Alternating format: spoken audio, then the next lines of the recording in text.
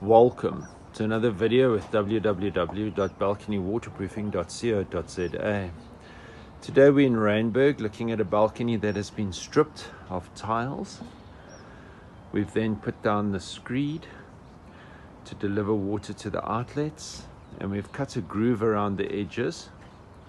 We're ready to put down the first layer of polypropylene waterproofing, which will tuck into that groove to stop water running down the wall and getting in behind the waterproofing.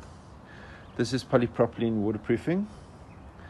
You can see it's a grey membrane. It's alkali-resistant. If you use the hardware white membrane, it will dissolve, and within a few years the balcony starts leaking again. Please follow some further videos and reach out if you need your balcony to be a long-term waterproof system.